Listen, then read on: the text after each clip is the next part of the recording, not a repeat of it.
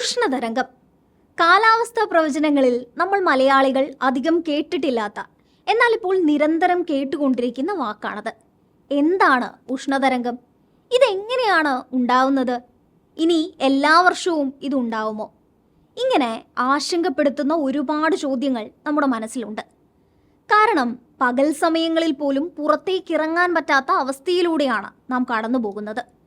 ഓരോ ദിവസം ചെല്ലുന്തോറും കേരളം വെന്തുരുകുന്നു എന്ന തരത്തിലുള്ള വാർത്തകളാണ് എവിടെ നോക്കിയാലും.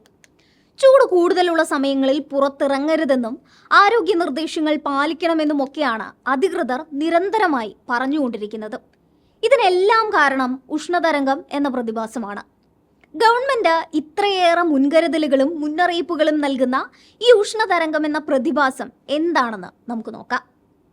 അന്തരീക്ഷ താപനില ഉയർന്ന് അത് മനുഷ്യ ശരീരത്തിന് അപകടകരമായ രീതിയിലേക്ക് മാറുന്ന സാഹചര്യത്തെയാണ് പൊതുവെ ഉഷ്ണതരംഗം എന്ന് പറയുന്നത്. എന്നാൽ ഇന്ത്യയിലെ സാഹചര്യം നോക്കുകയാണെങ്കിൽ 2 കാര്യങ്ങൾ കണക്കിലെടുത്താണ് കേന്ദ്ര കാലാവസ്ഥാ വകുപ്പ് ഉഷ്ണതരംഗം പ്രഖ്യാപിക്കുന്നത്.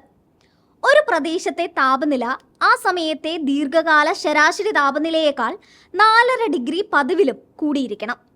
തുടർച്ചയായ ദിവസങ്ങളിൽ സംസ്ഥാനത്തെ അടുത്തടുത്ത 2 വ്യത്യസ്ത കാലാവസ്ഥാ നിരീക്ഷണ മാപിനികളിൽ 40 ഡിഗ്രി സെൽഷ്യസിൽ കൂടുതൽ ചൂട് രേഖപ്പെടുത്തുകയും വേണം എന്നിവയാണവ. ഇവ രണ്ടും പാലക്കാട് സംഭവിച്ചതിനെ തുടർന്നാണ് സംസ്ഥാനത്ത് ഉഷ്ണതരംഗം സ്ഥിരീകരിച്ചത്. ഇപ്പോൾ അനുഭവപ്പെടുന്ന ഉഷ്ണതരംഗത്തിന്റെ പ്രധാന കാരണങ്ങളാണ് ആഗോളതാപനവും എൽനിനോ പ്രതിഭാസവും. എൽനിനോ പ്രതിഭാസത്തെ തുടർന്ന് കടൽ ചൂട് പിടിച്ച് കിടക്കുന്നതിനാൽ ലോകത്തിന്റെ പല ഭാഗങ്ങളിലും ഉയർന്ന താപനിലയാണ് ഇപ്പോൾ രേഖപ്പെടുത്തുന്നത്. പസഫിക് സമുദ്രത്തിൽ അസാധാരണമായ വിധം ചൂട് കൂടുന്ന പ്രതിഭാസമാണ് എൽനിനോ എന്ന് പറയുന്നത്.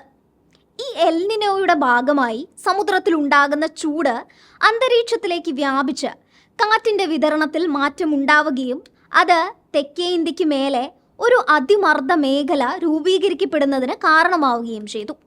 ഇതോടെ സാധാരണയായി ലഭിച്ചിരുന്ന മഴമേഘങ്ങൾ മാറി അന്തരീക്ഷത്തിൽ ചൂട് വർദ്ധിപ്പിക്കും. കൂടാതെ കേരളത്തോട് ചേർന്ന് കിടക്കുന്ന അറബിക്കടൽ പതിവിൽ നിന്ന് 1.5 മുതൽ 2 ഡിഗ്രി സെൽഷ്യസ് വരെ അധികമായി ചൂട് പിടിച്ചിരിക്കുകയാണ്. ഇത്തരത്തിൽ അസ്വാഭാവികമായ വിധത്തിൽ ചൂടും ഈർപ്പവും കൂടിയ കാലാവസ്ഥ ഉണ്ടാകുന്നതോടെ അവിടെ ഉഷ്ണതരംഗം അനുഭവപ്പെടുന്നു. ഇനി വരുന്ന എല്ലാ വർഷവും ഉഷ്ണതരംഗം ഉണ്ടാകുമോ എന്ന് ചോദിച്ചാൽ അതിനുള്ള സാധ്യതകൾ കൂടുതലാണ്. സാധാരണ നമ്മുടെ കാലാവസ്ഥ ഓരോ വർഷവും മാറി മാറി വരുന്നതാണ്. എന്നാൽ വരും വർഷങ്ങളിൽ ഉഷ്ണതരംഗം ഉണ്ടാകുന്നതിൻ്റെ ആവൃത്തിയും അതിൻ്റെ തീഷ്ണതയും കൂടി വരുമെന്നാണ് ഗവേഷകരുടെ വിശദീകരണം. അതായത് മഴ കുറവുള്ള വർഷങ്ങളിൽ ഉഷ്ണതരംഗവും കടുത്ത ചൂടും അനുഭവപ്പെട്ടേക്കാം. അതുപോലെ തന്നെ മഴ വളരെ കൂടുതൽ ലഭിക്കുന്ന വർഷങ്ങളിൽ കനത്ത പ്രളയവും ഉണ്ടായേക്കും. ഉഷ്ണതരംഗം സൂര്യാഘാതം, സൂര്യതാപം, നിർജ്ജലീകരണം തുടങ്ങിയ ഗുരുതരമായ ആരോഗ്യ പ്രശ്നങ്ങളിലേക്കാണ് നയിക്കുക. 4 വയസ്സിന് താഴെയുള്ള കുട്ടികളിലും 65 വയസ്സിന് മുകളിലുള്ള മുതിർന്നവരിലും താപനില വർദ്ധിക്കുന്നതുമായി ബന്ധപ്പെട്ട അസുഖങ്ങൾക്കുള്ള സാധ്യത വളരെ കൂടുതലാണ്. അമിതമായ ചൂട് ശാരീരിക ബുദ്ധിമുട്ടുകൾക്ക് പുറമെ മാനസിക പിരിമുറുക്കവും ഉണ്ടാക്കാനിടയുണ്ടെന്നാണ് വിദഗ്ധർ പറയുന്നത്.